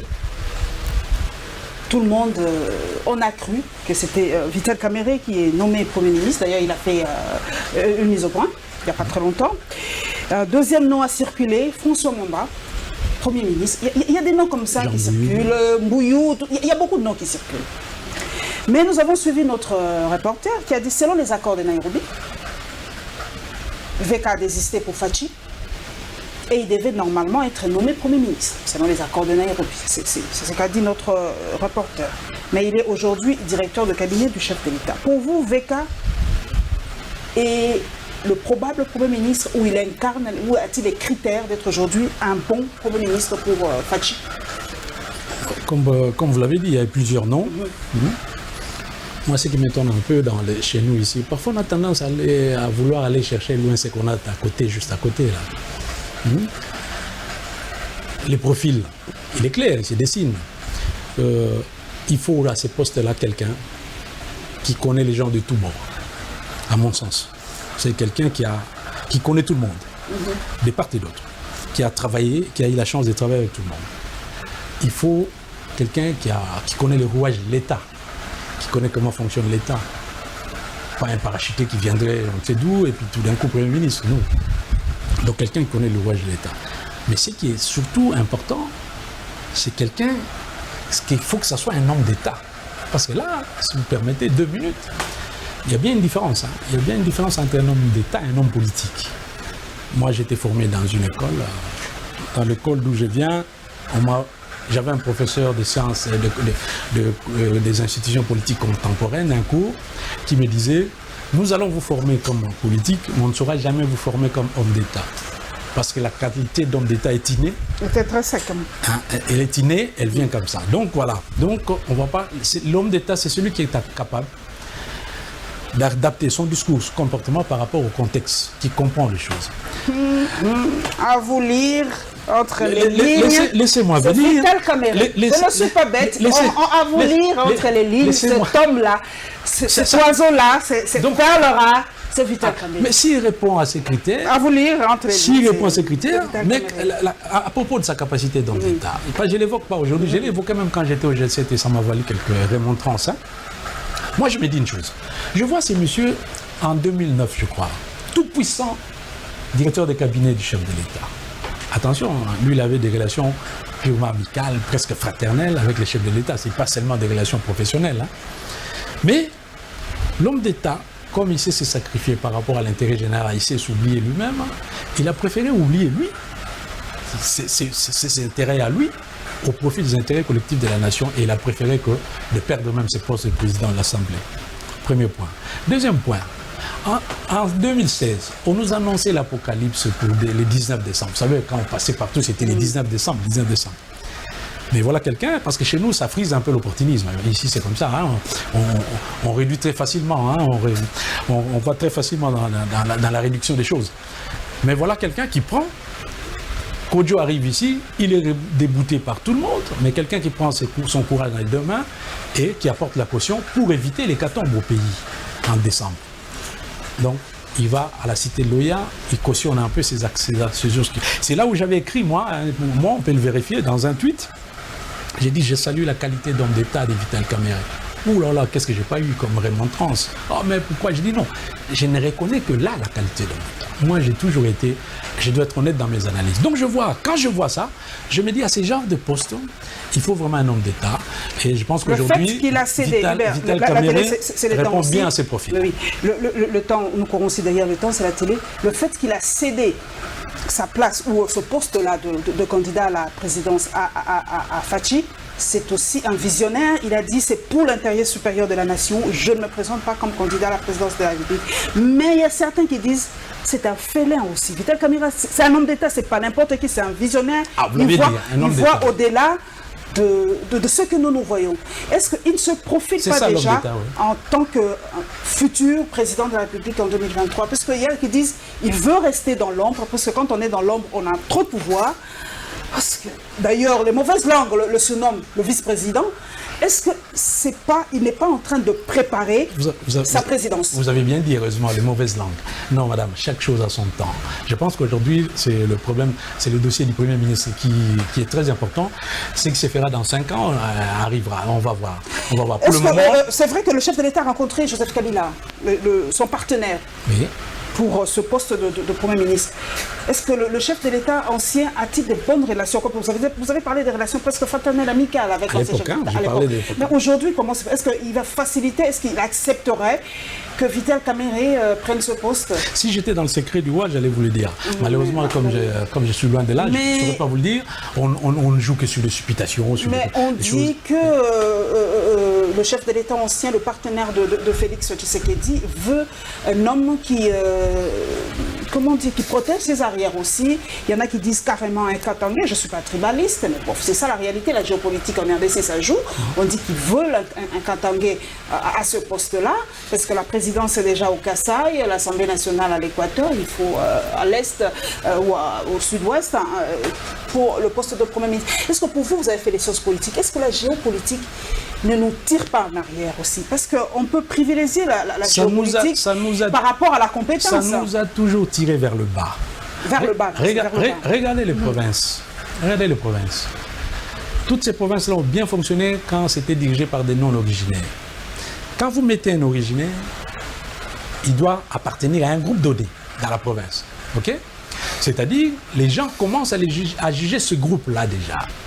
Mais quand c'est quelqu'un qui vient d'ailleurs, donc on sait qu'il n'a pas un intérêt particulier, même dans les décisions qu'il prend, s'il tranche en faveur de l'un ou de l'autre, on sait qu'il n'a pas fait avec parti pris, il a tout simplement jugé la chose et il a compris que c'était ça la réponse qu'il fallait donner. Donc, cette histoire de géopolitique, moi, s'il faut mettre à un poste 10 Kassaïens, parce que ce sont les 10 premiers compétents, mettez-le. Moi, ça ne me gêne pas. Ça ne vous gêne pas. Revenons personnellement à vous. Aujourd'hui, vous avez adhéré à l'UNC, probable Premier ministre à 90% Vital Kamerhe. J'y reviens, moi j'aime toujours attaquer. Non, c'est le profil. Hein. Enfin, réel politique. Oui. Pardon? Réel politique, hein. Vous voulez être ministre, pourquoi? Parce que, en réfléchissant, VK peut être le prochain Premier ministre. Hubert Etika adhère à l'UNC. Qu'est-ce que vous attendez au finish? J'aime bien. J'aime bien comment on réfléchit un peu chez nous. Non, l'homme politique ne refusera jamais rien, mais il ne fera jamais aussi une demande. Non, ce n'est pas dans ma nature. Je veux d'abord... J'ai donné les raisons pourquoi je suis parti. Qu'est-ce que vous allez donner à l'UNC? Moi? Qu'est-ce que vous allez apporter de plus à l'UNC que l'UNC n'a pas eu ou n'a pas déjà? Qu'est-ce que Bertika va apporter de plus? Si l'UNC ne pouvait jamais, n'attendait jamais rien des autres, il ne pouvait jamais continuer à distribuer les cartes de membres. S'il le fait, c'est qu'il a besoin des autres. Tout fait nombre, dit-on, et tout apport est important dans un parti. Et surtout dans un grand parti comme l'UNC.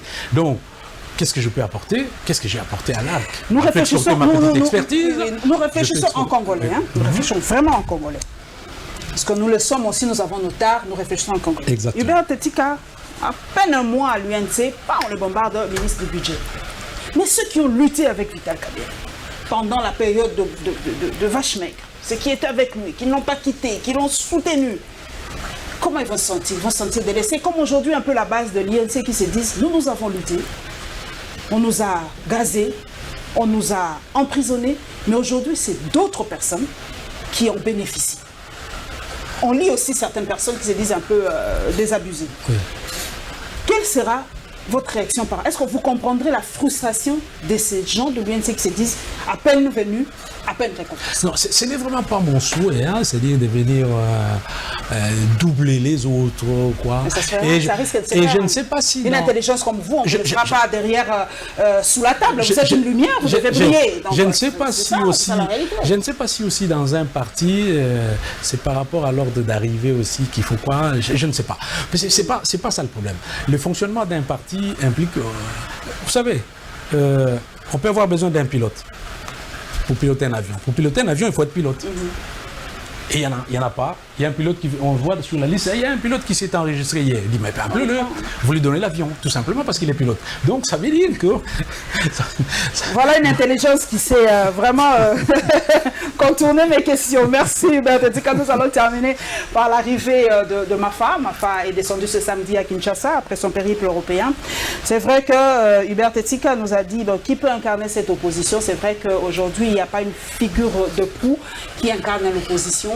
La Mouka a tenu son atelier, je ne sais pas, en France, je sais pas, à Bruxelles, et ils ont fait une présidence tournante pendant 3 mois. 3 mois, et c'est Moïse Katumbi qui ouvre le bal.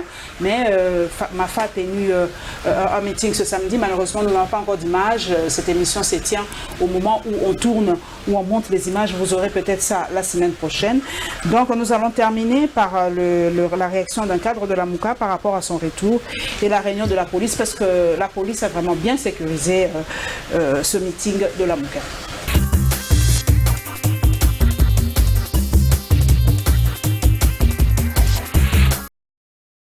Je vous confirme que c'est dimanche, le 28 avril 2018, à 10h, le commandant du peuple Martin Fayulu va atterrir à Kinshasa via l'aéroport d'Ndjili, où nous demandons à tous les Kinois de venir nombreux pour l'accueillir.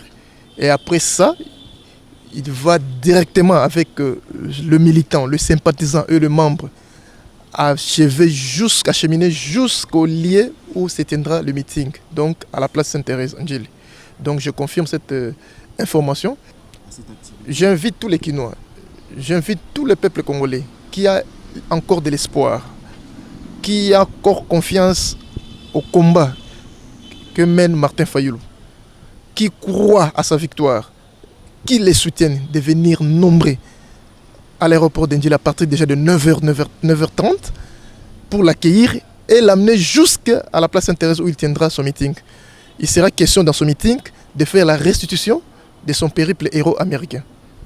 La vérité des urnes est une matière impérissable. C'est la vérité, c'est une des valeurs. Nous ne pouvons pas continuer à aller sur une autre étape aussi longtemps qu'une vérité n'est pas dite. Nous considérons qu'aujourd'hui, il est important pour le peuple congolais d'être fixé si réellement ce qui s'était passé aux élections de décembre 2018. Entre autres, le résultat bureau par bureau, que Corneille Nangaa et ses amis n'ont pas fait jusqu'à preuve du contraire. Alors pour nous, nous restons dans cette logique-là de connaître cette vérité. Dans une interview accordée ce vendredi 26 avril à Actualité.cd, le colonel Pierrot Mwanamputu, porte-parole de la PNC, souhaite voir le meeting de la Mouka s'est passé dans un bon climat. Selon la police nationale congolaise, toutes les dispositions sont prises pour éviter un quelconque débordement. Le colonel Pierrot Mwanamputu a indiqué qu'il n'y a pas que la Mouka, mais également les convois funéraires de Maître Liolo et autres problèmes à résoudre, a-t-il dit. C'était à l'issue de la réunion sécuritaire organisée et présidée ce vendredi 26 avril par Basile Olongo, ministre intérimaire en charge de l'Intérieur. Signalons par ailleurs que le gouvernement intérimaire de Kinshasa, Clément Bafiba, a pris acte de la mobilisation projetée par la Mouka ce dimanche 28 avril à la place Sainte-Thérèse de Ndjili. Cela dans le cadre du retour du candidat malheureux à la dernière présidentielle, Martin Fayulu Madidi, qui jusque-là revendique la vérité des urnes. Notons également que les actions à venir à entreprendre seront dévoilées par cette plateforme au cours de ce meeting.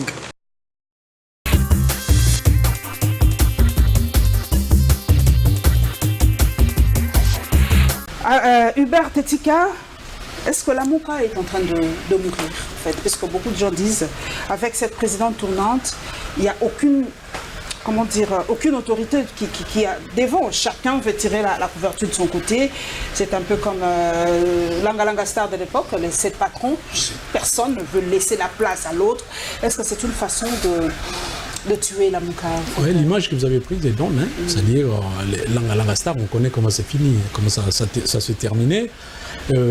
Mettre une présidente tournante de 3 mois, c'est la dénote d'un manque de confiance entre les gens. Pourquoi ne pas choisir quelqu'un qui pourra diriger jusqu'à ce que, bon, on avance, et puis on verra plus tard s'il y a quoi. Bon, 3 mois, c'est pour ça que je me suis permis de dire, excusez-moi, que bon, il y a plusieurs oppositions. Les jours où il y aura une seule opposition, ça va aller. Donc, je crains qu'avec ce qui se passe, que la Mouka s'effrite. La vérité des urnes de Fayulu, est-ce que c'est un combat d'arrière-garde perdu d'avance? Il doit changer de combat. Je crois qu'il a même déjà changé. Il a dit cette fois-ci, c'est la vérité des urnes. Il y tient toujours parce que selon lui, il a mérité ce poste. Il se considère toujours comme président de la République. Il a dit qu'il a les preuves. Il est conscient qu'il a gagné les élections. C'est l'Afrique, on ne sait pas s'il dit vrai ou faux. Selon lui, on doit se battre pour qu'on ne modifie pas la Constitution parce que beaucoup de bruits courent qu'on va modifier la Constitution par rapport surtout à l'élection au second tour du prochain président de la République. Est-ce que pour vous, l'opposition doit se focaliser dans quel combat aujourd'hui, Hubert Tetika? Bon, l'opposition doit rester dans son rôle. Son rôle, c'est de voir, de critiquer, évidemment, tout en donnant des propositions. On ne critique pas pour critiquer, de critiquer l'action du gouvernement, l'action des gens qui dirigent. Vous le faisiez à l'époque, parce que maintenant que vous êtes au pouvoir, bon, ok, non, on a ce n'est qu'une boutade. À un moment, on a été dans la majorité, on connaît, et puis on est passé dans l'opposition. Non, l'opposition doit jouer son rôle, rester dans son rôle de critique, de critiquer le pouvoir, ce qui est fait, critique objectif, il faut que la critique soit objective. Donc il ne faut pas critiquer pour critiquer et proposer aussi des alternatives. En fait, c'est ça l'opposition en réalité. Bon, nous espérons qu'ils vont le faire, mais déjà, il faut qu'il y ait cette opposition déjà. Il faut que cette opposition se dessine clairement, qu'on sache que voilà. Parce que quand on voit des discours, il y a des discours qui sont un peu... Au nom de quel regroupement tient l'honorable Kyungu tient ses propos, par exemple? Puisque lui, il a dit qu'il a quitté Mouyambo. la Mouka, a quitté la Mouka, Moïse dit qu'il reste dans la Mouka, donc on ne sait plus où aller. Chacun voit sa réelle politique, chacun voit... Voilà, c'est ce qui a fait qu'on a mis en déroute... 5 ans dans l'opposition, c'est pas facile. On a mis en déroute beaucoup de cadres, beaucoup de gens de bonne foi qui suivaient tous ces mondes-là. Et qui sont malheureux. Il y en a qui disent simplement que vous me voyez, 5 ans dans l'opposition, c'est peut-être pas facile. Beaucoup disent qu'ils ne vont pas supporter 5 ans dans l'opposition. Ils sortent dans le pouvoir. Parce qu'on sait que dans le pouvoir, il y a l'argent, il y a parfois on les dit, mais on finit par les vivre aussi. Nous avions vécu, on n'est pas morts. Mais le problème, c'est qu'il faudra que ces responsables de la Mouka et autres puissent savoir qu'ils ont des gens qui croient en eux, qui ont cru en eux, et qui sont là, et à qui on a donné l'impression d'être marginalisés. Et moi, que vous voyez là, je ne suis que la voix des sans-voix, en réalité. Nous n'allons pas terminer sans parler des insultes aussi, quand il s'agit de pouvoir. Vous avez parlé des critiques, mais la masse de fois plonge dans les insultes, surtout dans les réseaux sociaux. Est-ce que quand vous êtes de l'opposition du pouvoir, doit-on, à chaque fois quand un journaliste poste sur Fayulu, est-ce que la masse doit l'insulter? Est-ce que quand on poste sur Fachi, est-ce que les gens de la Mouka doivent insulter Fachi? Comment doit se faire l'opposition? L'opposition est égale à insulte, pouvoir est égal à insulte. C'est ce qu'aujourd'hui les gens, la population congolaise, la masse congolaise est versée dans l'insulte. Comment gérer cette population par rapport à l'opposition? C'est extrêmement malheureux. C'est une éducation qu'il faut. C'est extrêmement malheureux. Je sais que quand je vais poster cette émission, il y a beaucoup qui vont vous insulter. Oh, sûrement. Voilà. Je suis habitué, vous savez. Donc, beaucoup vont vous je suis habitué. J'en fais partie aussi. Donc, comment gérer cette place par rapport au... Bon. Moi, je suis habitué. Vous êtes habitué. Oui, à votre place, je n'en doute pas. Non. Tant qu'on considérera l'adversaire politique comme un ennemi, on ne s'en sortira jamais. C'est ça le problème chez nous. Dès qu'on est adversaire politique, on considère l'autre comme un ennemi. Voilà pourquoi, quand quelqu'un, un homme d'État ou quoi, dit que voit que voilà, l'intérêt de la population passe par une alliance avec cet adversaire politique, il faut que je me lie avec lui, que je fasse de la réelle politique, on vous dit non. Vous êtes acheté, vous êtes débauché, vous êtes ribaliste, vous êtes ceci, vous êtes cela. Donc, il faudra qu'on arrête dans ces pays à considérer l'adversaire comme un ennemi. Un adversaire, c'est quelqu'un avec qui on ne partage pas les mêmes vues, les mêmes points de vue, mais avec qui l'on est frère, on reste frère. Il y en a surtout compatriotes. Voilà. Merci mesdames et messieurs, merci donc à Hubert Tetika d'être passé à la barre. L'expression est consacrée. Il fait maintenant partie de l'UNC. Ne vous y trompez pas, il n'est plus dans l'arc. C'est une grande précision, une précision de taille.